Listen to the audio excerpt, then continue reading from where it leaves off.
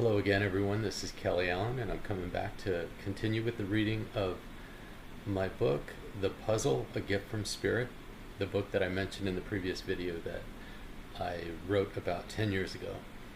And if you didn't see the first video, go ahead and check the link below, and you can click on that and watch the first video so that you can see the introduction.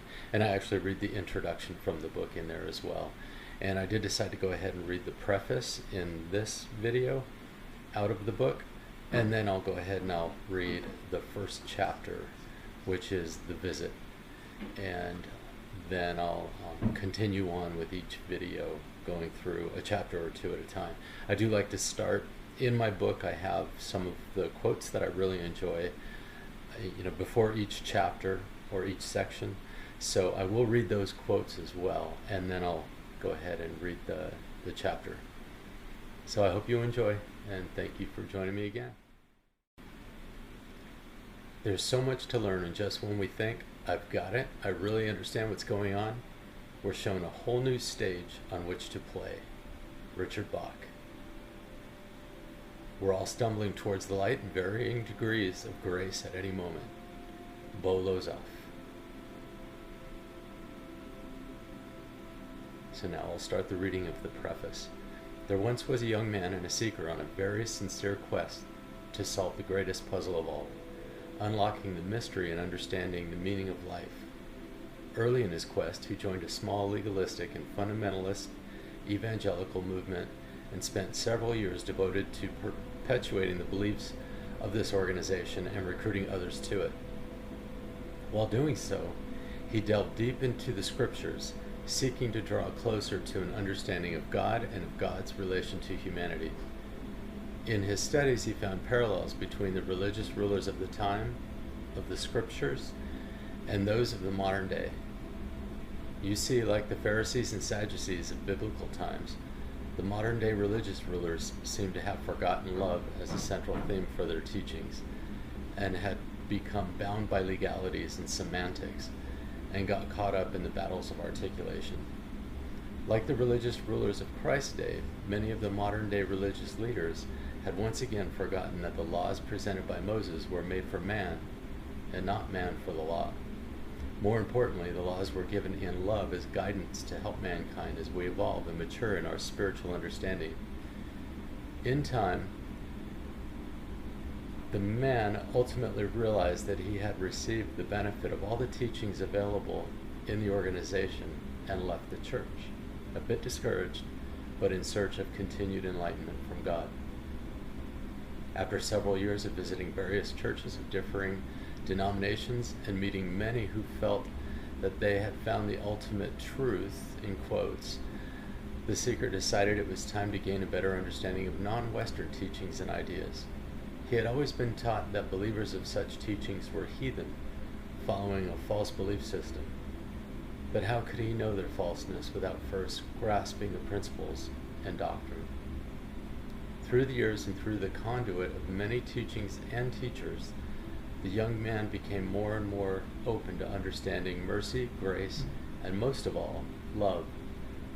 You see, God had opened the door of opportunity for him and had allowed him to experience individuals from different backgrounds, perspectives, and faiths. He was also allowed to see that these individuals were on a path not unlike his own and in pursuit of the very same truth that he so desperately sought. For years, the seeker read every popular inspiration book he could get his hands on and embraced every chance encounter with the teachers brought into his life. Knowing there was a bigger picture, he continued to pray and meditate on the one question that continued to haunt and perplex him. Why so many beliefs? And why so many religions? If we are truly one people on this planet we call Earth, when we all want the same thing, why must we be so divided as a people? We're really all just a small planet hanging in the universe filled with people who crave the same thing: to love and to be loved. The desperation for complete understanding began to grow inside this man until it felt to him that his heart would explode. Watching national and world news became so painful that it was difficult to handle. Seeing wars over religion, the very thing that should be bringing us together, fighting over cultural and racial differences, and the incredible amount of suffering taking place in humanity, became heartbreaking and unbearable.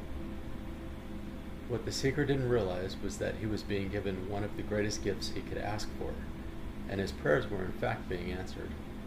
He was being allowed to feel compassion, heartbreak, and most importantly, an understanding of the love of God and how God feels for all creation. This pain he was now feeling, like a plow in the field, would slowly prepare the once hardened soil of his heart for the seeds that would be planted during the visit from Spirit, and it would ready him for a miracle harvest that would change his understanding and his life forever. What follows is this individual's incredible awakening experience. Our truest life is when we are in dreams awake. Henry David Thoreau. The visit. Early one morning, somewhere between the sleeping and waking state, I was visited by an individual that for some reason came to me in the form of an Indian Sikh. I was not, nor have I ever been, a follower of Sikhism, and I wasn't very familiar with this belief or practices. Perhaps the individual came to me in a form that I would not automatically associate with preconceived ideas or interpretations. No matter what the reason, one thing was very clear to me. This was a teacher coming to help me gain a better understanding of the world and our purpose here as humans. He would also help me to see my fellow human beings in an entirely new light and through the eyes of understanding and love. As profound as this experience was, its presentation was equaled in simplicity. When the teacher first approached me, I was immediately captivated by his appearance. He was a tall man with dark features, a mustache, and a long dark beard. His head was crowned with a turban so white it almost appeared to glow with a rich and vibrant aura, much like that of a halo around his head. His eyes were dark and penetrating, and when looking at me, it felt as if he peered directly into my soul and gave me the feeling as if I had become one with him in understanding and purpose. Compassion filled the empty spaces of my heart, reassuring me that this teacher came with a peace and a love that I so desperately sought to understand, and with truth to be given as freely as my desire would allow me to receive.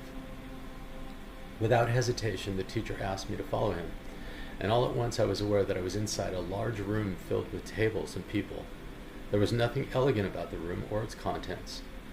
The room at first glance reminded me of a bingo hall.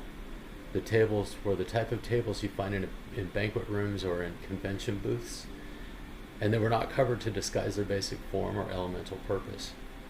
Those seated at the tables, in chairs equally as nondescript, were all extremely focused on what was before them. They appeared to be diligently working to accomplish a task of some sort, but what I could not yet determine. The picture became clearer as the teacher beckoned me to follow him for a closer examination of the situation before us. As the teacher and I moved closer to one of the tables, I was able to see that what lay before each individual so engrossed in their task was a puzzle. Each was working on an individual puzzle, and their focus remained on only their own. When I asked the teacher to help me understand why this was being shown to me, he replied, "You have asked for a greater understanding of your purpose in the world. I'm here to answer your request. Now observe these individuals as they work to solve the puzzles that lay before them." As I watched these individuals, I could see that some seemed to work more quickly than the others. While observing this, the teacher asked me, "So as you watch these individuals working on their own puzzles, do you feel you have a sense of who is going to complete the puzzle first?" The answer seemed obvious to me, and I responded, "The person here who's moving so quickly through the puzzle is bound to be the first done." The teacher smiled and asked me to observe a little longer and more closely. As I observed more closely, while the women and men at the tables worked tirelessly on their respective puzzles, I noticed something interesting. By viewing a few areas of the puzzles that the puzzle solvers had completed in common, of several puzzles at the table, I was able to determine that everyone seated at this particular table appeared to be working on the same puzzle. Though some worked quickly through one area of their puzzle, They would also come to points in their progress that appeared to pose a more challenging effort in their progress. I also noticed that others who seemed to move slowly in their progress would actually pick up the pace in their puzzle solving and then appear to have surpassed the progress of the individuals who previously far exceeded them.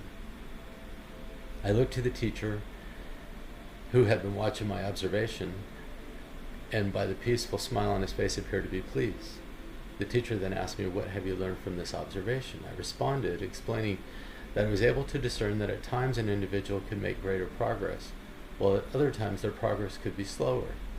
I felt that this was no great revelation and was in fact a bit disappointed. After all, who isn't familiar with the tortoise and the hare story? The teacher then asked me what else I was able to see and understand from my observation.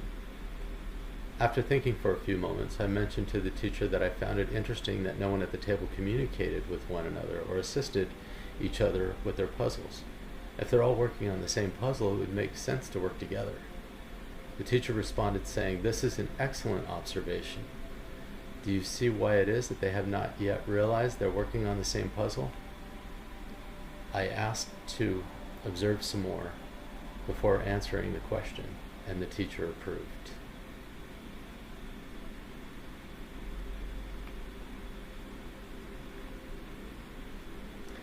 So next video that I do, I'll be moving on to the next chapter of this story where the puzzle solving continues and the revelations that they bring continue to unfold. And the next chapter that I'll be reading will be called Truth.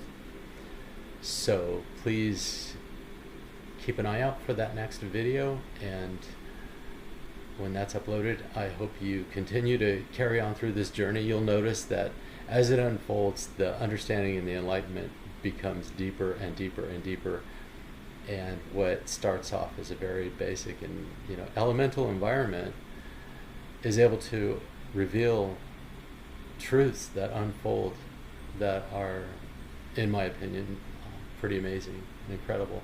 So I hope you do continue on and continue to follow, and I hope that you find that you're enjoying this story as I continue to share. So thank you for joining me, and I hope you're back soon.